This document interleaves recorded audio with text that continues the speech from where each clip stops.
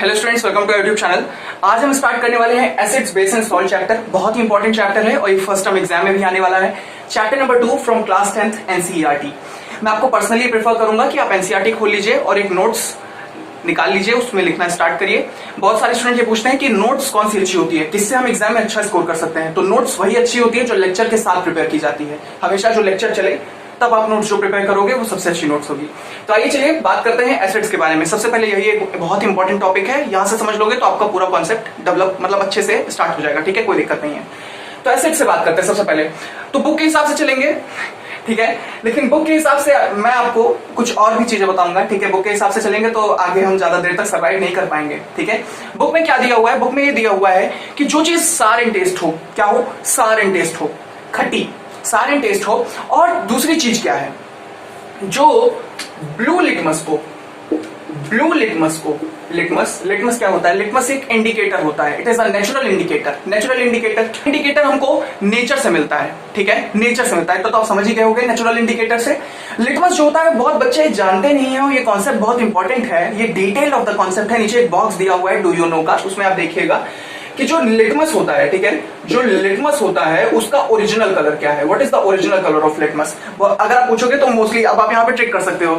पता है, detailed concept को लेकर ही आप कई बार जाते होगे स्कूल में और कोई बच्चा आता होगा और वो कुछ बुक से बहुत ही अंतर से कुछ बोल देता होगा या पूछ लेता होगा और फिर आप कहते हो कि यार ये कितना डिटेल में पढ़ा है, ये तो बहुत आगे चला जाएगा यार, ये तो टॉप कर देगा। नहीं, वो डिटेल में पढ़ा है बुक को जितनी बार आप पढ़ोगे उतना ही आपको डिटेल मिलती रहेगी। बहुत लोग कहते हैं यार मैंने पूरा चैप्टर पढ़ लिया, मुझे समझ में आ गया। नहीं, जितनी बार आप चैप्टर पढ़ोगे कुछ नई चीज आपको जानने को मिलेगी हमेशा। ये रूल है, ये मैंने देखा है डेफिनेटली। इवन आज भी मैं डेफिनेटली डिफरेंट क्लास में हूं। मैं अगर 11 की अपनी 10th की एनसीईआरटी खोलूंगा तो डेफिनेटली मुझे कुछ नया जानने को मिलेगा। तो हर बार कुछ नया जानने को मिलता है, बुक खोलो बस। ठीक है, तो लिटमस का जो ओरिजिनल कलर होता है वो होता है पर्पल। अब आपको अगर आपके क्लासमेट्स को नहीं पता है तो आप इससे ट्रिक कर सकते हो। ठीक है, उनसे एक क्वेश्चन पूछ सकते हो और फिर वो कहेंगे कि आपकी बहुत अच्छी प्रिपरेशन है। By the way, don't flex. Alright, litmus की बात करते हैं। तो लिटमस एक नेचुरल इंडिकेटर है। तो जो एसिड होता है ये एक ऐसा सब्सटेंस होता है जो ब्लू लिटमस को कन्वर्ट कर दे रेड लिटमस में। रेड खतरे का साइन। एसिड बहुत ही खतरनाक होता है। एसिड बहुत ही खतरनाक होता है। तो आपसे क्या याद रखेंगे? रेड मतलब एसिड। ठीक है, तो ब्लू लिटमस को कन्वर्ट कर देता है रेड में। ये बहुत इंपॉर्टेंट कॉन्सेप्ट था। बट यार अगर ये पढ़ के जाओगे तो ज्यादा देर सर्वाइव नहीं करने वाले पेपर के अंदर। सर्वाइव इन सेंस समझे? मतलब कि अगर आपको पेपर में अच्छा स्कोर करना है तो नहीं कर पाओगे इतने कॉन्सेप्ट पढ़ के। आइए थोड़ा डिटेल में चलते हैं। ठीक है, तो अब तक जो हम पढ़ रहे थे वो फिजिकल प्रॉपर्टीज हैं। मतलब कि अगर एसिड किसी चीज से रिएक्ट कर रहा है और उसका कलर बदल रहा है, ठीक है, वो चीज फिजिकल कलर बदलना, टेस्ट, ये सब फिजिकल कैरेक्टरिस्टिक्स है। हम केमिकल के अंदर चलते हैं। आइए चलिए बात करते हैं। तो जो एसिड होता है वो H+ आयन रिलीज करता है। H+ आयन क्या होता है? चार्ज स्पीशीज होती है। ठीक है, कैटायन, एनायन सब पता चलेगा 11th के अंदर, क्योंकि इसी से आपको डील करना है 11th के अंदर। ऑलराइट, तो ये जो H+ है, जो H+ है ये कौन रिलीज कर रहा है? एसिड। जैसे मान लीजिए मैं कोई एसिड ले लेता हूं, जैसे मैंने मान लीजिए HCl ले लिया। क्या ले लिया? HCl ले लिया। कुछ भी ले सकता हूं मैं, H2SO4 भी ले सकता हूं। ठीक है, कुछ भी ले सकता हूं मैं, NO3 भी ले सकता हूं। अभी मैं सब डिटेल में बात करूंगा। मिनरल एसिड क्या होते हैं, ठीक है, ऑर्गेनिक एसिड क्या होते हैं, ठीक है, inorganic acid, mineral acid is inorganic acid, अभी सब डिटेल में बात करेंगे। ठीक है, तो मैं चलिए HCl ले लेता हूं। ठीक है, हाइड्रोक्लोरिक एसिड। तो ये जो HCl है बेसिकली जब ये पानी के अंदर आप डालोगे, कंसंट्रेटेड फॉर्म है, कोई मतलब नहीं है उससे। ठीक है, जब ये ड्राई रहता है तब एक बहुत ही इंपॉर्टेंट क्वेश्चन यहां से बन रहा है, इसको आप नोट कर लो, क्वेश्चन डाल लेना, लिख लेना। बहुत इंपॉर्टेंट क्वेश्चन यहां से बन रहा है। यहां से एक क्वेश्चन बनता है कि अगर मैं ड्राई HCl ले आऊं, ड्राई हाइड्रोक्लोरिक एसिड ले आऊं, ठीक है, ड्राई रहे वो, तो क्या वो इंडिकेटर का कलर बदलेगा? नहीं बदलेगा। ठीक है, क्यों नहीं बदलेगा अभी वो समझते हैं। देखो जो इंडिकेटर्स होते हैं वो ये H+ को इंडिकेट करते हैं। वो H+ को बताते हैं कि कितना मात्रा में H+ हमको मिला। H+ मिला तो कितना मात्रा में मिला, तो इंडिकेटर ये बताते हैं। ऐसी केस में क्या इंडिकेटर बता पाएगा कि H+ कितना है? नहीं, H+ हमें इस स्टेट में चाहिए, ऐसा थोड़ी ना चाहिए यार। H+ क्या हाइड्रोजन आयन है? नहीं, ऐसे नहीं चाहिए, ऐसे चाहिए। ये इंडिकेटर का क्या है? रूल है। हमें चाहिए तो ये चाहिए। तो ये कब मिलेगा? जब मैं इसको पानी के अंदर डालूंगा। जब मैं इसको पानी के अंदर डालूंगा तो ये हमको मिलेगा। समझ गए होगे आप? मैं आपको दोबारा एक बार समझाने की कोशिश करता हूं। ठीक है, चलिए बात करते हैं। तो एसिड वो सब्सटेंस होता है, जब पानी के अंदर ये उतरे तो H+ आयन लिबरेट करेगा। क्या करेगा? H+ आयन फर्नेस करेगा। ये क्या होता है फर्नेस लिबरेट? ये क्या मतलब निकालेगा। ठीक है, प्रोड्यूस करेगा। प्रोड्यूस नहीं मतलब खुद ब खुद नहीं बनाता है, डेफिनेटली आपको सब्सटेंस डालते हो, सब्सटेंस से वो चीजें निकालता है। ठीक है, जैसे मान लीजिए मैंने HCl का, ठीक है, मैंने क्या लिया, ठीक है, HCl ले लिया, चलिए ठीक है, HCl ले लिया और प्लस मैंने ले लिया वाटर, ठीक है, H2O ले लिया। अब ये जो है ये कंसंट्रेटेड फॉर्म में होगा, ठीक है, चलो ले लिया मैंने, कंसंट्रेटेड फॉर्म में ले लिया, मैंने पानी के अंदर डाला, ठीक है, तो क्या बनेगा, बनेगा H3O+। समझ सकते हो क्यों मैंने H3O लिखा, क्योंकि यहाँ पे H+, एक एक्स्ट्रा H यहाँ पे आके जुड़ गया है। अभी मैं और समझा रहा हूँ इसको क्या कहते हैं, क्या है ये, ठीक है, सब समझाऊंगा। प्लस और क्या बचा, Cl- बचा। देखो HCl को जब तुम तोड़ोगे क्या मिलेगा, H+Cl- तो मिलेगा, H+Cl- मिलेगा, Cl-।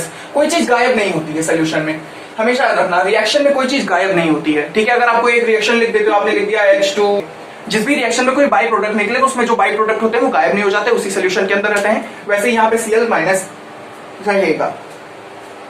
तो यहाँ पे आप देख सकते हो कि H+H2O हमको क्या दे रहा है, H3O+। ये क्या है, ये होता है hydronium ion, this is called hydronium ion, hydronium ion, ठीक है, हाइड्रोनियम आयन।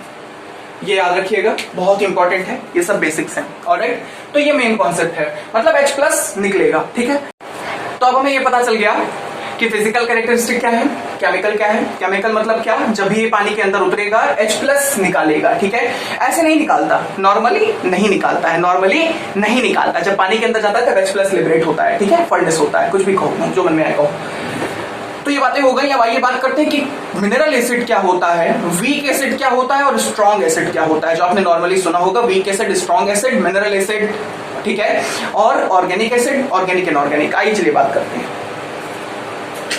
ठीक है, तो एसिड्स की कुछ टाइप होती हैं। ठीक है, acids are of different types. ठीक है, दो टाइप्स हैं। सबसे पहले एक एसिड है mineral acid, mineral acid, mineral acid. तो जो मिनरल एसिड होता है, इसके कुछ एग्जांपल देखिए। एग्जांपल बहुत गजब के हैं जो आप हमेशा पढ़ते आए हो। ठीक है, सबसे ज्यादा आपको कॉमन दिखेगा HCl।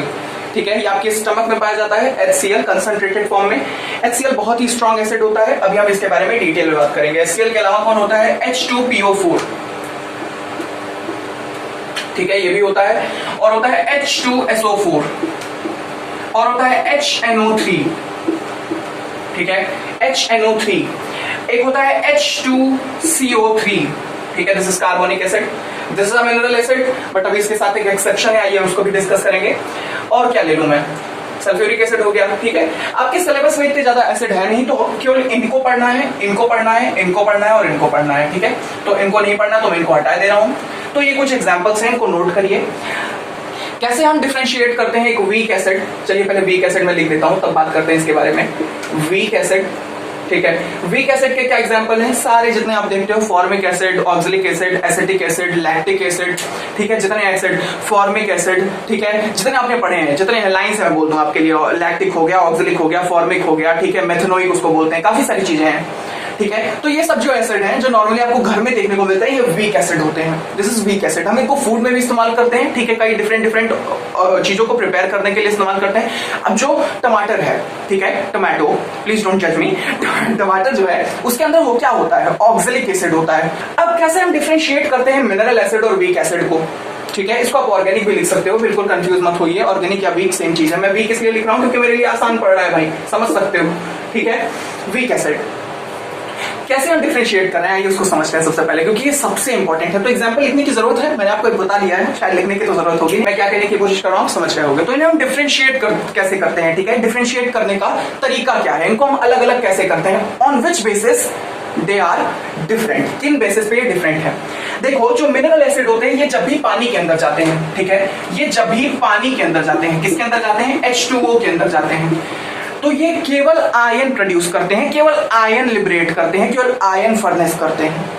क्या कहने की बात है, जैसे मान लीजिए मैंने 100 मॉलिक्यूल उठाए, किसके मॉलिक्यूल उठाए, HCl के उठाए। ठीक है, कितने उठाए, 100 नहीं, चलिए और बड़े भयंकर लेवल पे ले लेते हैं इसको, और बड़े लेवल पे ले लेते हैं, 1000 मैंने उठा लिए। ठीक है, 1000 मॉलिक्यूल उठा लिए, किसके उठा लिए, HCl के उठा लिए।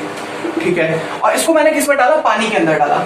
जब मैं इसको पानी के अंदर डालूंगा जब मैं इसको पानी के अंदर डालूंगा तो इसमें से लगभग 99% HCl 99% HCl टूट जाएगा H+Cl- के अंदर और आयन प्रोड्यूस होगा, आयन लिबरेट होगा, प्रोड्यूस ना बोलो, लिबरेट होगा। ठीक है, हम फर्नेस भी बोल सकते हैं। This has been done in the chemical reaction. ये केमिकल रिएक्शन के अंदर हुआ। ये कैसे हुआ? हमने मिनरल एसिड को उठाया, इनको हम इनऑर्गेनिक एसिड बोलते हैं, इनको हम स्ट्रॉन्ग एसिड बोलते हैं। ये स्ट्रॉन्ग एसिड, इनऑर्गेनिक एसिड, ये आपके सिलेबस में है इसलिए इनको लिखा है। वैसे तो बहुत सारे होते हैं, बहुत सारे होते हैं, एसिड से भरी हुई है। ठीक है, लेकिन ये आपके लिए है। ठीक है, केवल यही तीन, केवल यही तीन। ठीक है, अभी एक्सेप्शन भी है, समझो इसको। ठीक है, तो ये तीन जो है, ये तीन जो है, ये बेसिकली जब भी पानी के अंदर मैं डालूंगा तो 99% ये H+Cl- में टूट जाएंगे और थोड़े बहुत जो बचेंगे उनको हम मॉलिक्यूल बोलते हैं। ठीक है, आयंस और मॉलिक्यूल होता है। किसी भी केमिकल रिएक्शन में आयन या मॉलिक्यूल बनते हैं, आपको ये बात पता है। ठीक है, ये सब तो पता ही होगा आयन मॉलिक्यूल क्या है।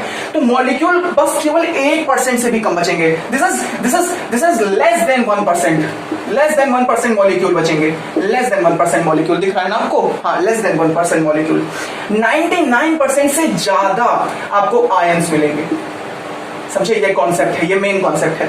तो इस बेसिस के ऊपर, और वही यहाँ पे उल्टा होगा, डेफिनेटली यहाँ पे मॉलिक्यूल की संख्या ज्यादा होगी, या मॉलिक्यूल या आयन दोनों ज्यादा होंगे। ठीक है, जैसे मान लीजिए मैंने यहाँ पे 30 आपको देखो 45% मिल गया मॉलिक्यूल और 55% आपको आयन मिल गया, तो कुछ भी होता है। ठीक है, कुछ भी होता है रिएक्शन के अंदर। आप ये देख सकते हो, ये रिएक्शन के ऊपर डिपेंड करता है कितना कंसंट्रेटेड है, कितना डाइल्यूटेड है।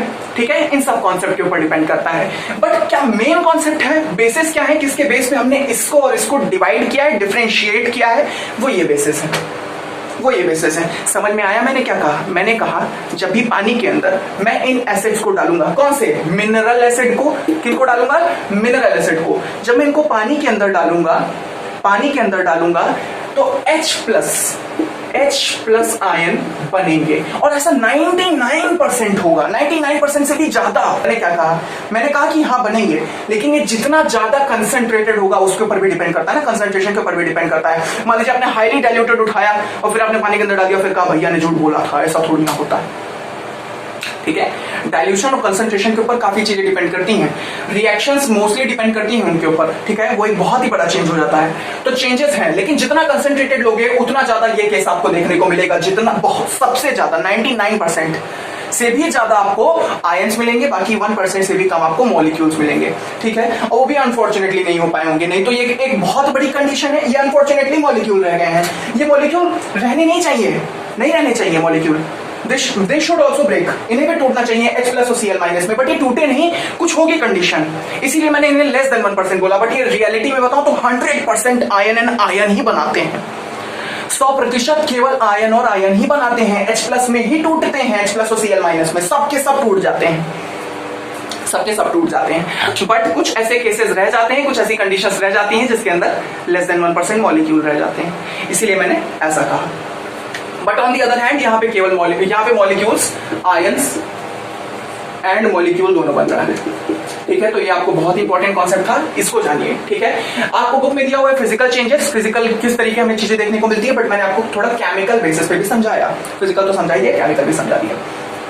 ऑलराइट, तो आगे कुछ और भी डिटेल में बात करते हैं। इसके अंदर ये वाला एसिड देख रहे हो, इसको हम बोलते हैं कार्बोनिक एसिड। क्या बोलते हैं? Carbonic acid. This is a weak acid, ये एक वीक एसिड है। ये दो it is in the category of synthesis और मिनरल एसिड और इनऑर्गेनिक की जगह पर है ये, बट ये एक वीक एसिड है। This is a weak acid. मतलब क्या है?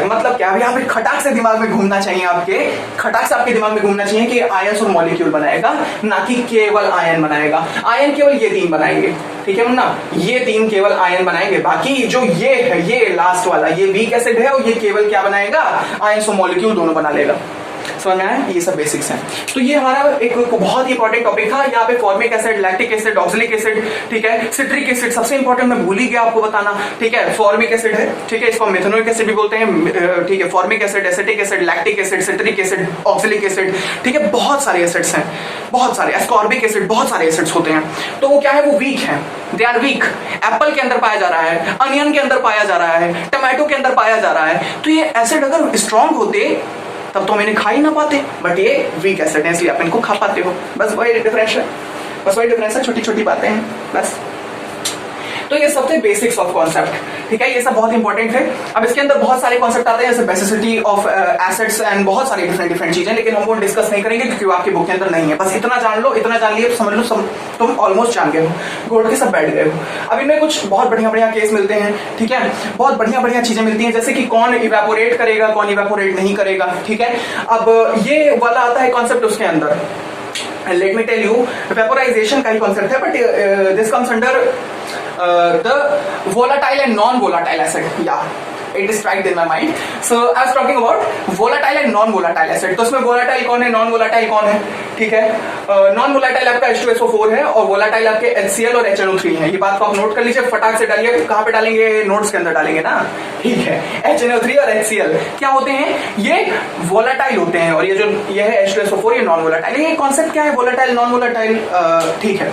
जो volatile होंगे वो उड़ जाएंगे, इवेपोरेट हो जाएंगे, ठीक है, वेपर्स के फॉर्म में कन्वर्ट हो जाएंगे, और जो नॉन वोलाटाइल है वो नहीं होंगे। इसका मतलब अगर आप सल्फ्यूरिक एसिड बाहर रख दोगे तो वो नहीं होने वाला। सल्फ्यूरिक एसिड की बहुत अच्छी प्रॉपर्टी है, इसे हम नॉन वोलाटाइल बोलते हैं, ये सब वोलाटाइल हो गए। कॉन्सेप्ट आपके पास है, तो बस यही है, इतना अगर जान गए तो काम बन गया है। अब आइए बात करते हैं बुक के अकॉर्डिंग, क्योंकि बुक के अकॉर्डिंग नहीं चलेंगे तो बच्चे पक्का बोल देंगे कमेंट सेक्शन के अंदर कि बुक के अकॉर्डिंग नहीं जा रहे हो, झूठ बोलते हो। तो एसिड क्या होते हैं, H+ आयन लिबरेट करते हैं, फर्नेस करते हैं जब ये पानी के अंदर जाते हैं, H2O के अंदर जाते हैं। बट इनके अंदर दो कैटेगरी होती है, मिनरल एसिड एंड कौन सी एसिड, वीक एसिड, ठीक है। इसको हम ऑर्गेनिक और इनऑर्गेनिक, इसको हम ऑर्गेनिक इनऑर्गेनिक बोल सकते हैं, वो आपके ऊपर है। मेरा काम था आपको कॉन्सेप्ट एक्सप्लेन करना, ठीक है। तो मैंने आपको यहाँ पे बताया कि कौन कितना ज्यादा स्ट्रॉन्ग है, कौन कम स्ट्रॉन्ग है, ठीक है। तो अब हम स्ट्रेंथ ऑफ एसिड कैसे नापते हैं, स्ट्रेंथ ऑफ एसिड कैसे नापते हैं, ये यूनिवर्सल इंडिकेटर के अंदर आप समझोगे, पीएच सुने ही होंगे, पोटेंस उसको बोलते हैं, जर्मन वर्ड है, ठीक है। तो ये सारे बहुत सारे कॉन्सेप्ट मैंने आपको स्टार्टिंग में बताया था कि ये बहुत ही ज्यादा ऐसा टाइप का चैप्टर है जिसके अंदर आपको चीजें याद करनी पड़ेंगी। तो याद करने के लिए नोट्स बनाओ लेक्चर के साथ, तो ज्यादा मजा आएगा। मैं जहां पर था मैं वहां पे वापस आता हूं। मैं आपसे ये बोल रहा था कि आपको किस तरीके पता चलेगा कि कोई कितना ज्यादा एसिडिक है और कौन कितना ज्यादा बेसिक है। तो अब हम बात करने वाले हैं इंडिकेटर्स के बारे में, कोई चीज एसिडिक है, कोई चीज बेसिक है, कैसे पता चल रहा है, ठीक है। कौन कितना ज्यादा एसिडिक है, कौन कितना कम बेसिक है, कौन कितना ज्यादा बेसिक है, कौन कितना कम एसिडिक है, ठीक है। तो ये सारी चीजें पता कैसे चलती हैं, ये पता चलती हैं इंडिकेटर्स की मदद से, ठीक है। इंडिकेटर कई तरीके के होते हैं, जैसे कि ये तीन आप ये दो देख रहे हो, ये दो, ठीक है, ये दो जो होते हैं इनको हम बोलते हैं सिंथेटिक, क्या, सिंथेटिक इंडिकेटर, ठीक है, इंडिकेटर। और ये तो मैंने आपको स्टार्टिंग में बता दिया ऊपर वाला कि ये क्या है, नेचुरल इंडिकेटर है। आइए बात करते हैं इन सब के बारे में, ये सब है क्या। पहली बात करते हैं नेचुरल इंडिकेटर के बारे में। ये आपके बुक का टॉपिक है, एनसीईआरटी में है, और ये फर्स्ट टर्म में पूछा जाएगा। इससे रिलेटेड क्वेश्चन जब मैंने आपको सॉल्व कराया था सैंपल पेपर तब मैंने देखा था, तो इसलिए चुपचाप ध्यान से इसको देखिएगा और इसको नोट करिएगा नोट्स के अंदर। चलिए स्टार्ट करते हैं। तो जो लिटमस है नेचुरल इंडिकेटर है, ये कैसे पता करेगा, ये कैसे हमको बताता है कि कौन चीज एसिडिक है, कौन चीज बेसिक है। इसका कलर रेड है अगर, तो वो क्या होगा, एसिडिक होगा। ध्यान से सुनिए बात को, मैंने क्या कहा, मैंने कहा अगर ये रेड हो जाए, ये लिटमस, ठीक है, आपके पास जो लिटमस है वो रेड हो जाए, तो आपके पास जो सब्सटेंस है, जिस सब्सटेंस को आपने लिटमस के ऊपर डाला वो एसिडिक है, ठीक है, एसिडिक है। बात करते हैं वनीला की। ये वनीला क्या है, वनीला सब्सटेंस आप जानते हो क्या होता है, ठीक है, इससे कई सारी चीजें प्रिपेयर की जाती हैं। वनीला जो है ये ऑल्फैक्टरी इंडिकेटर है, वनीला एंड अनियन। ऑल्फैक्टरी क्या होता है, मतलब स्मेल से रिलेटेड। वो एसिड है, ठीक है, कोई भी चीज डाल रहा हूं वो एसिड है, क्योंकि मैं एसिड के केस पढ़ रहा हूं अभी, मैं बेस के केस नहीं पढ़ा, मैं एसिड के केस पढ़ रहा हूं। ये ऑलरेडी एसिड है, तो एसिड एसिड कोई चेंज आएगा, कोई चेंज नहीं आएगा, तो मैं क्या लिख दिया, नो चेंज लिख दिया। समझ में आया, मतलब रटने की जरूरत नहीं है। मैं तुमसे भले बार बार बोल रहा हूँ कि बहुत ही ज्यादा समझने या एक तरीके से कहें तो याद करने वाली चीज है, लेकिन अगर आपको कॉन्सेप्ट पता हो तो कोई चेंज नहीं आने वाला। ये मैंने किस बेस पे कहा, क्योंकि अनियन एक एसिड होता है, अनियन के अंदर एक एसिड होता है, वो वीक होता है, उससे कोई मतलब नहीं है, उससे कोई मतलब नहीं है, बट चेंज नहीं आएगा। वनीला की बात करते हैं, ठीक है, तो वनीला की बात करें तो वनीला में भी सेम रहेगा, ठीक है, वनीला में भी सेम रहेगा, नो चेंज। तो आप इसे आराम से याद कर सकते हो, ठीक है, आराम से याद कर सकते हो दोनों को। मतलब ऑल फैक्ट्री इंडिकेटर्स के अंदर जो हमारे ऑल फैक्ट्री इंडिकेटर हैं, जो कि काफी पॉपुलर हैं, वनीला और अनियन, इनके अंदर कोई चेंज नहीं आता अगर मैं एसिड का कोई सब्सटेंस उनके अंदर डाल दूं। यहाँ पे रीजन समझ में आया, यहाँ पे रीजन समझ में आया, कभी रटने की जरूरत नहीं पड़ेगी, रीजन समझ जाओ बस, ठीक है। तो नो चेंज, यहाँ का जी हट गया, ठीक है, no change, no change, no change. तो ये ऑल फैक्ट्री इंडिकेटर। इसके अलावा भी एक होता है क्लोव ऑयल होता है, ठीक है, क्लोव ऑयल, ठीक है। और मैं अगर आपको समझाने की कोशिश करूं तो और भी बहुत सारे होते हैं, ठीक है, और भी बहुत सारी डिफरेंट चीजें हैं। एक होता है रेड कैबेज और बहुत सारी चीजें हैं यार, बहुत सारी हैं, ठीक है, कोई लिमिट नहीं। जिस तरह एसिड का कोई लिमिट नहीं है उस तरह के कुछ नेचुरल इंडिकेटर्स का भी लिमिट नहीं, ठीक है। हम बहुत सारी डिफरेंट चीजों का इस्तेमाल कर रहे हैं, टर्मरिक का इस्तेमाल कर रहे थे और बहुत सारी डिफरेंट चीजें, ठीक है। तो ये सारी चीजें होती हैं। ऑलराइट, सिंथेटिक इंडिकेटर की बात करते हैं। तो synthetic indicator are those indicator which has been prepared in laboratories, laboratory का है, ठीक है। मिथाइल ऑरेंज, मिथाइल ऑरेंज क्या होता है, रेड कलर में चेंज हो जाता है, ठीक है। रेड यहां पर भी है और रेड यहां पर भी है। एसिड के केस में methyl orange converts into red, red colour में बदल जाएगा। और पेनोक्सिलिन जो होता है ये कलरलेस हो जाएगा क्योंकि ये खुद एक एसिडिक कंपाउंड है, लेस, कलरलेस हो जाएगा, कलरलेस, कोई कलर नहीं शो करेगा, कलरलेस हो जाएगा, ठीक है। सो ये हो गया आपका पेनोक्सिलिन। बात करते हैं पीएच वैल्यू की, ये सबसे इंपॉर्टेंट है, इसको जानना बहुत जरूरी है, बहुत जरूरी है, ठीक है। तो पीएच वैल्यू जो होती है ये होती है 1 से 14 तक। कहां से कहां तक होती है, 1 से 14 तक। आप में से मोस्ट स्टूडेंट को पता होगा क्योंकि ये रिविजन का टाइम चल रहा है और आपको ये पता होगा 1 से 14 तक हो। अब ये 1 से जो 14 तक है इसमें 7 से जितना कम, ठीक है, 7 से जितना कम पीएच होगा उतना ज्यादा चीज एसिडिक है, उतना ज्यादा चीज एसिडिक है। अभी हम एग्जांपल के थ्रू भी समझने की कोशिश करेंगे, तो don't you worry at all, ठीक है। तो अगर मैं कहूं बिलो 7 अगर है, ठीक है, बिलो 7, ये दिस इज 7, रुको दोबारा बना देता हूं, बिलो 7 अगर है, 7 से कम है मतलब कि 7, 6, 5, 4, 3, 2, 1 अगर ये है, ठीक है, even less than this also 0.9, 0.8, ठीक है, और भी होता है। अब वो धीरे धीरे कम होता जाएगा। तो जितना इधर चलेंगे आप, जितना इधर चलेंगे आप, आपको दिख रहा है ना, हाँ ये एरो, आपको मैंने एरो बनाया, ठीक है, जितना आप पीछे चलेंगे उतना ज्यादा आपको एसिडिक बताएगा। ये इंडिकेटर बहुत सही इंडिकेटर है, ये सब लोग इस्तेमाल करते हैं। क्यों? क्योंकि ये एक स्केल पे बताता है कि कोई चीज एसिडिक है तो वो कितनी है। अब जैसे फॉर एग्जांपल मैंने यहाँ पे कोई चीज का इस्तेमाल किया, मैंने यहाँ पे एसिड डाला, तो मुझे ये नहीं पता चला कि कितना एसिडिक है यार, कितना है। अब देखो कोई भी एसिड डालोगे तो कलरलेस तो होगा ही होगा। अब वो कितनी मात्रा में एसिड है ये कोई क्यों नहीं बताता मुझको, ये बता दे कोई कि यार ये कलरलेस हुआ, बहुत ज्यादा कलरलेस हो गया, ये नहीं होता, ठीक है। कलरलेस है तो कलरलेस है, खैर ये हमें पता चलता है, ठीक है, this is physically visible to अस।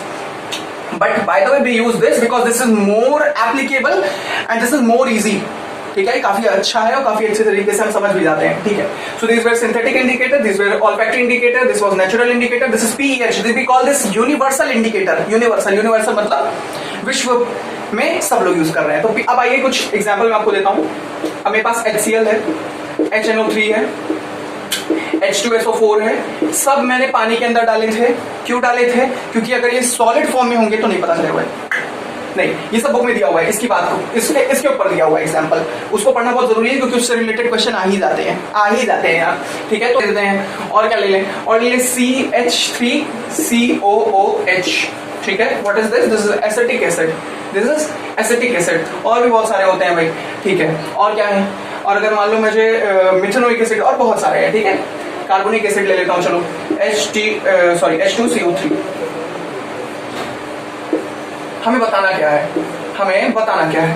हमें बताना है कि इसका पीएच क्या होगा। तो इसका पीएच बहुत कम होता है, ठीक है, नियरली 1 होता है। इसका भी वैसे ही होता है, nearly 1। These are all nearly 1, this is why they are mineral acid. इसीलिए ये लोग स्ट्रॉन्ग हैं। क्यों? क्योंकि इनका पीएच काफी लो है। ध्यान से इस बात को देखना, इस बात पे बहुत ज्यादा कंसंट्रेट करना बहुत इंपॉर्टेंट बात है।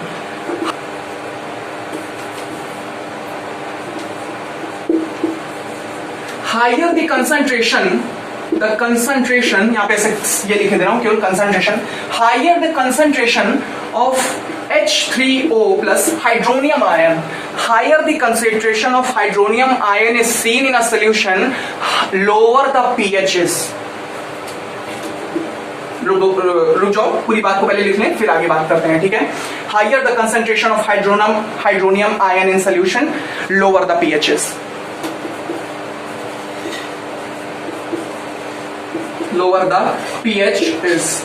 ऑलराइट, यहाँ पे इस बात को मैं अच्छे से लिखूं, यहाँ पे ये आपको समझ में आया ना, ये वाला पार्ट समझ में आ गया, रफ करूं, ये वाला पार्ट समझ में आया ना। क्यों? क्योंकि ये बहुत ज्यादा एसिडिक है, बस बात खत्म, इसीलिए इनका pH कम है। इस बात को ध्यान से नोट करिए। H3O प्लस, अभी मुझे इसमें इंक भी डालनी पड़ेगी क्योंकि काफी वीक अब चलने लगा है।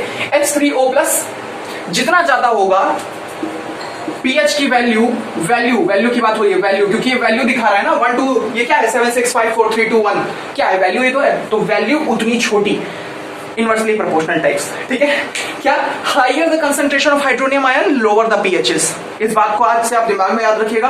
आज जब ये टीचर के सामने लाइन फोड़ोगे ना, वो टीचर खुश हो जाएगा। क्यों? क्योंकि आपको कॉन्सेप्ट पता है, ये बुक में लिखा भी हुआ है, बुक में एक लाइन है, डायरेक्ट आप ये पढ़ लेना, मैं आपको बता रहा हूं, पढ़ लेना, ठीक है। जहां पर आपको ये दिया हुआ है कि यूनिवर्सल इंडिकेटर का यूज क्या है, ठीक है, उससे जस्ट पहले जो पेज है उस पे दिया हुआ है, ठीक है।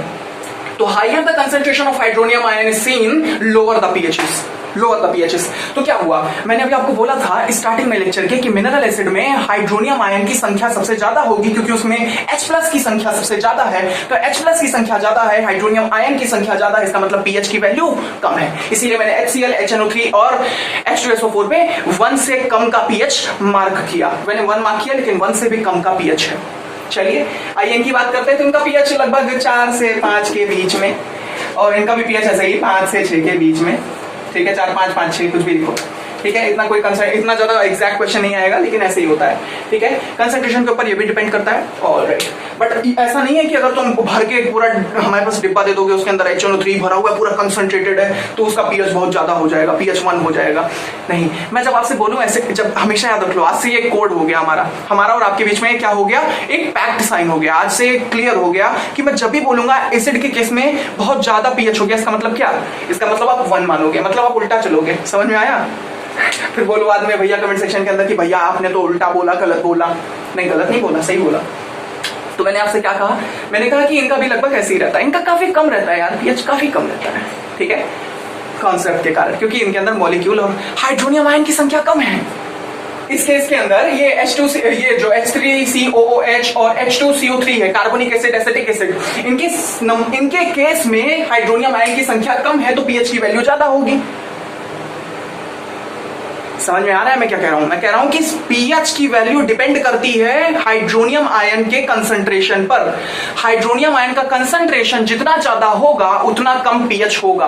हाइड्रोनियम आयन का कंसंट्रेशन जितना ज्यादा होगा पीएच उतना कम होगा। आज से ये बात क्लियर हो गई। मतलब हाइड्रोनियम आयन का concentration is playing full role in the value of pH की वैल्यू में। बस बहुत हो गया, ठीक है, ये आपको समझ में आ गया होगा। तो ये हो गया इंडिकेटर। अब हम बेस के भी केस में इंडिकेटर उठाएंगे, वहां पे भी उठाएंगे, और सॉल्ट के केस में इंडिकेटर को नहीं उठाएंगे, क्योंकि वहां पे आपको पहले ही बता दिया रहेगा कि एसिड सॉल्ट है, ये बेसिक सॉल्ट है, ये सॉल्ट है, नॉर्मल सॉल्ट है, रॉक सॉल्ट है, पता नहीं कौन कौन से सॉल्ट होते हैं, ठीक है। और वो सबसे डिफिकल्ट कॉन्सेप्ट आपको वही लगेगा। ये सब तो बहुत बच्चों वाली चीजें हैं। अब आइए बात करते हैं बुक के कॉन्सेप्ट्स के बारे में, कि बुक क्या एक्सप्लेन करने की कोशिश कर रहा है और आपको वो कितना पढ़ने की जरूरत है, ठीक है।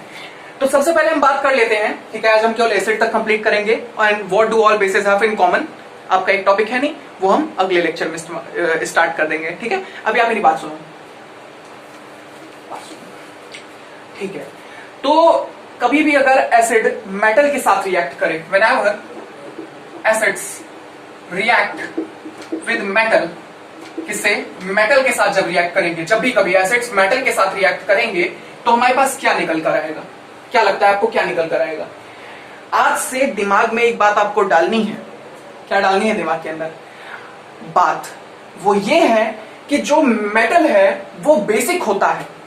यहां पे लिखे दे रहा हूं मैं, ठीक है। जो मेटल है वो बेसिक है, समवेयर वो बेसिक है। दिमाग में से डाल लो कि somewhere it is basic, if it is metal it is basic. डालो दिमाग में, क्या डालना है? बेसिक बात कि मेटल्स बेसिक होते हैं, दिमाग में डालो, बेसिस होते हैं मेटल्स। और नॉन मेटल जो है, ठीक है, नॉन मेटल जो है वो क्या होंगे? एसिडिक होंगे। अब मेरे को एक बात बताइए आप, जब भी एसिड बेस के साथ रिएक्ट करेगा तो रिएक्शन न्यूट्रलाइज हो जाएगी, और जब भी रिएक्शन न्यूट्रलाइज होती है तो क्या बनता है? सॉल्ट बनता है। ये कॉन्सेप्ट दिमाग में आया कि नहीं आया? मैं आपको दोबारा एक बार रिपीट करता हूं। मेटल है तो बेसिक होगा, मेटल है तो बेस है, बेस और एसिड रिएक्ट करेंगे तो क्या बनेगा? सॉल्ट बनेगा। क्या बनेगा? सॉल्ट बनेगा। लेकिन सॉल्ट के अलावा भी कुछ बनता है। क्या बनता है? हाइड्रोजन बनता है। जी हाँ, हाइड्रोजन बनता है, ठीक है। ये आपको बाय और हार्ट एंड सोल ये याद कर लेना है, बहुत इंपॉर्टेंट रिएक्शन है, बहुत इंपॉर्टेंट रिएक्शन है। तो आज से याद रहेगा, मेटल मतलब बेसिक, नॉन मेटल मतलब एसिड। बेसिक कौन? मेटल, और नॉन मेटल कौन? एसिडिक। ऑलराइट, इतना कॉन्सेप्ट सही है, ठीक है। अभी हम इसका एग्जांपल भी लेंगे, ठीक है। एग्जाम्पल भी लेंगे। ये गलत मैंने स्पेलिंग लिख दी क्या? नहीं, सही तो है, हाइड्रोजन। यहाँ पे एन नहीं लगा, इसीलिए मुझे थोड़ा सा ऑड लगा। ठीक है, ऑलराइट, ऑड दिख जाता है मुझे। Acids, metal. मेटल क्या है? बेस है। जब भी एसिड बेस साथ में रिएक्ट करेंगे, न्यूट्रलाइजेशन रिएक्शन होगी, और न्यूट्रलाइज होने के बाद क्या बनेगा? सॉल्ट। न्यूट्रलाइजेशन रिएक्शन में भी एक्चुअली यही होता है, वहां पे हम डायरेक्टली बेस ले लेते हैं, वहां पे हम डायरेक्टली बेस ले लेते हैं। आपने मोस्टली देखा होगा, देखो HCl, H2SO4, HNO3, इसमें सब क्या है? नाइट्रिक एसिड, सल्फ्यूरिक, देखो नाइट्रिक, N है नाइट्रोजन, सल्फर, ठीक है, हाइड्रोजन, ये सब क्या है? Non metals, non metals. और अगर आप बेस को देखो, सोडियम हाइड्रोक्साइड, सोडियम क्या है? मेटल है, ठीक है, और पोटेशियम हाइड्रोक्साइड, कैल्शियम हाइड्रोक्साइड, ठीक है, पोटेशियम हाइड्रोक्साइड, सीजियम हाइड्रोक्साइड, ठीक है, बेरियम हाइड्रोक्साइड। ये हाइड्रोक्साइड क्या है? और ये बेरियम क्या है? बेरियम मेटल है, हाइड्रोक्साइड इस कनेक्शन, वो एक रिएक्शन है, अभी आपको समझाऊंगा मैं। तो ये बात हमें समझ में आई कि नहीं आई? मतलब मेटल्स एक्चुअली हमको बेस के केस के अंदर देखने को मिलते हैं। तो जब भी एसिड और बेस रिएक्ट करेंगे तो न्यूट्रलाइजेशन रिएक्शन होगी, वो बनेगा क्या? सॉल्ट बनेगा, वरना।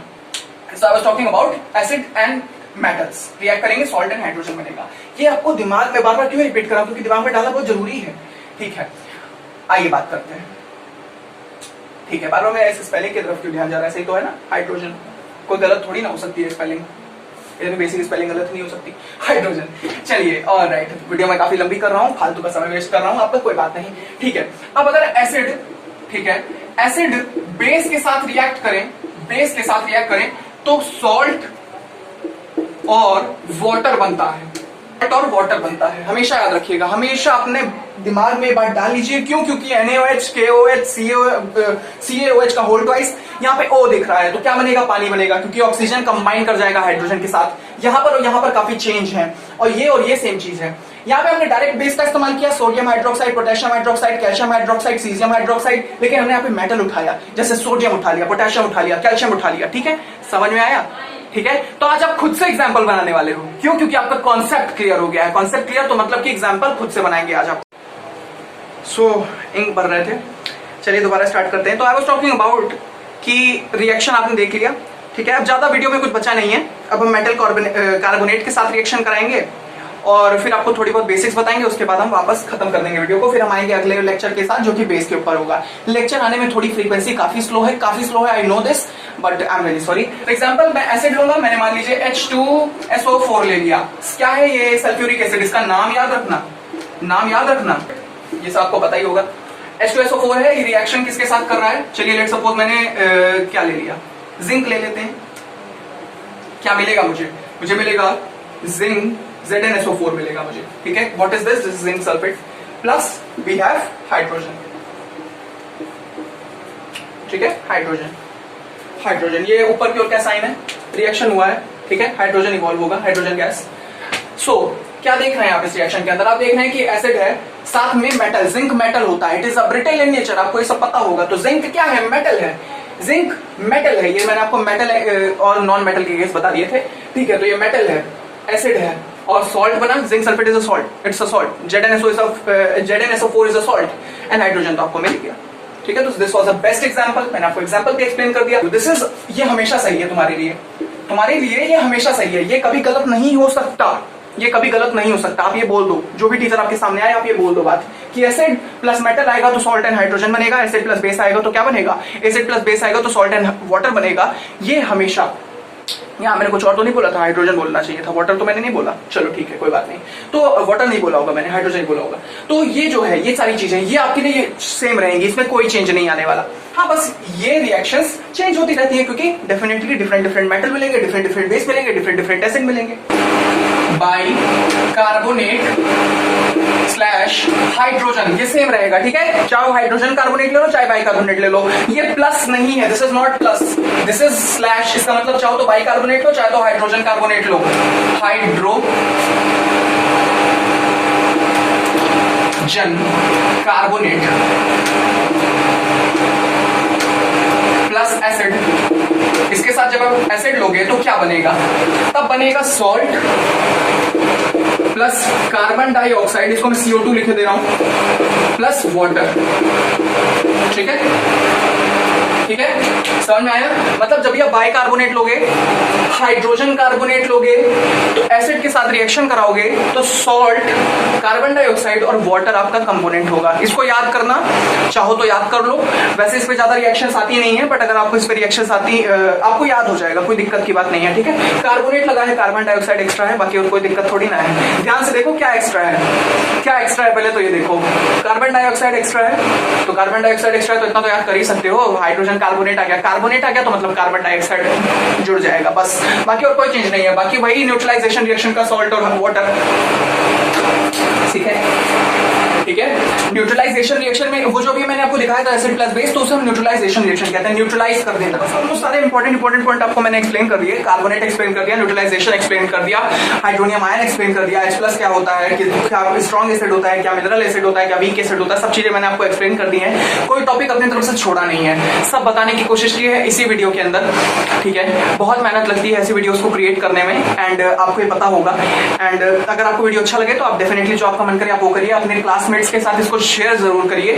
ठीक है, आप लाइक करिए, कमेंट करिए, that is different thing, but अपने क्लासमेट्स के साथ शेयर करिए तो ज्यादा से ज्यादा बच्चे इसको देखें और ज्यादा से ज्यादा उनका प्रॉब्लम सॉल्व हो, क्योंकि एग्जाम बहुत पास है एंड ऐसी टाइप की वीडियोस काफी हेल्पफुल होती हैं। इसके अंदर मैंने आपको काफी सारी डिफरेंट चीज बताई।